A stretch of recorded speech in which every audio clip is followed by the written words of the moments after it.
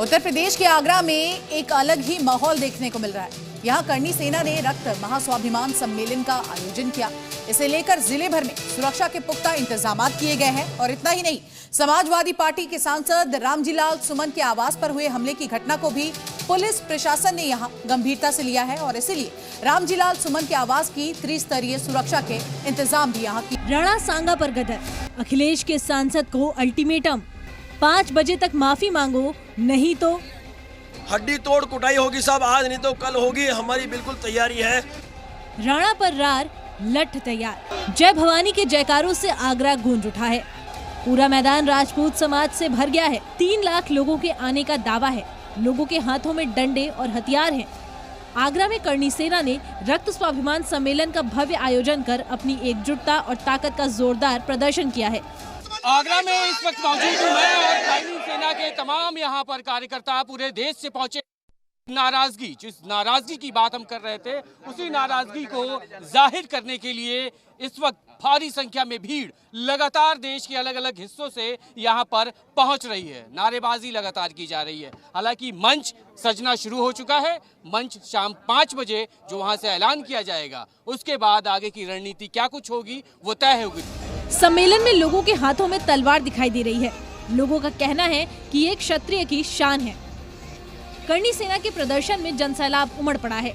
राणा सांगा जयंती के मौके पर देश भर से लाखों क्षत्रिय समाज के लोग जुटे हैं। राजस्थान, हरियाणा, गुजरात और उत्तर प्रदेश से कार्यकर्ता आए हैं। ये कार्यकर्ता आगरा के गढ़ी रामी में 50 बीघे के पंडाल में इकट्ठा हुए और सभी का जोश हाई दिख रहा है। आखिर करणी सेना इतना बड़ा प्रदर्शन क्यों कर रही है? दरअसल समाजवादी पार्टी के राज्यसभा सांसद रामजीलाल सुमन द्वारा राणा सांगा पर सदन में एक बयान दिया गया था, जिसके बाद ये विवाद हुआ। सभापति महोदय, मैं जानना चाहूंगा कि बाबर को लाया कौन? बाबर को इब्राहिम लोदी को हराने के लिए राणा सांगा लाया था। तो मुसलमान तो बाबर की औलाद हैं और तुम गद्दार राणा सांगा की औलाद हो। ये हिंदुस्तान में तय हो जाना चाहिए। अगर बाबर की तो आलोचना करते हैं, राणा सांगा की आलोचना नहीं करते। इस बयान के बाद विवाद गहराता गया। इसी के विरोध में 26 अप्रैल को भी विरोध प्रदर्शन हुआ और आज फिर करणी सेना ने रक्त स्वाभिमान सम्मेलन का आयोजन किया है। करणी सेना के अध्यक्ष राज शेखावत ने रामजीलाल सुमन को अल्टीमेटम दिया है। उन्होंने कहा कि महापुरुषों का अपमान किया तो घर में पिटाई करेंगे।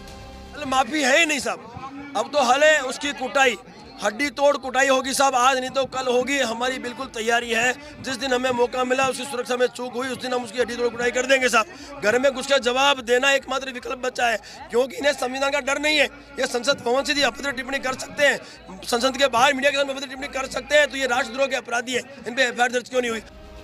तो वहीं करणी सेना के पदाधिकारी महिपाल सिंह का कहना है कि माफी मांगने तक आंदोलन जारी रहेगा।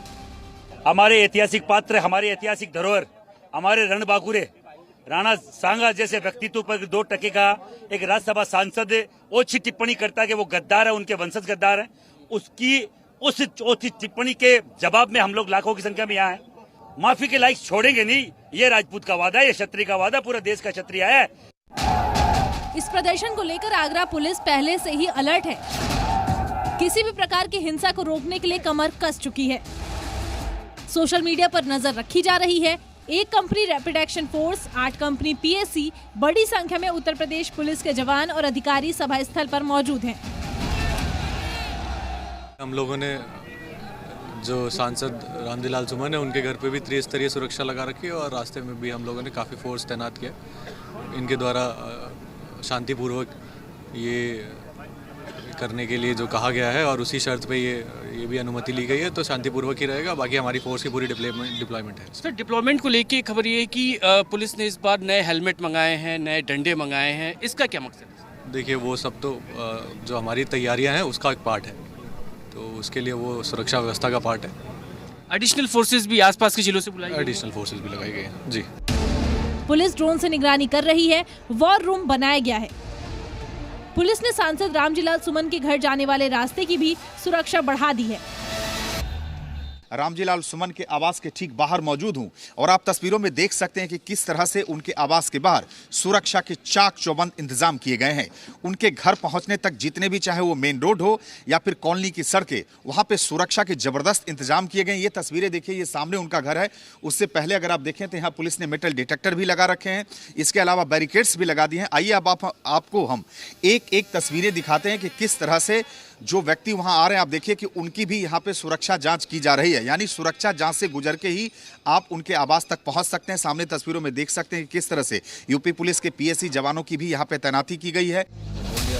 रामजीलाल जिनके बयान के बाद ये बवाल हो रहा है, उनका कहना है वो अपने बयान पर कायम है और माफी नहीं मांगेंगे। 21 तारीख के बाद मारने की धमकियाँ, जीव काटने की धमकियाँ, इस तरह की जो धमकियाँ मिल रही हैं, मैं समझता हूँ जनतंत्र की सेहत के लिए ठीक नहीं है। सर धमकी नहीं सर, 5 बजे शाम तक का अल्टीमेटम दिया जा रहा है कि अगर हमारी बात नहीं मानी गई, हमारी शर्तें नहीं मानी गई तो हम कूच करेंगे, हम तमाम तरह की बातें। मैं समझता हूँ हम तो समाजवादी पार्टी के छोटे अदना से कार्यकर्ता हैं, हमारे साथ यह मित्र बैठे हैं, हमारा हिंसा में कोई विश्वास नहीं है। हम तो डॉक्टर लोहिया, जयप्रकाश और गांधी को अपना आदर्श मानते हैं। हम पर न कोई तोप है न तलवार है। उन्होंने धमकी दी है, प्रशासन यहाँ का इंतजाम करेगा उनको रोकने का। अब देखने वाली बात यह है कि शाम 5 बजे के बाद करनी सेना का एक्शन क्या होता है, लेकिन यूपी पुलिस सजग, सावधान और सचेत है करनी सेना पर कंट्रोल के लिए। ब्यूरो रिपोर्ट, जी मीडिया।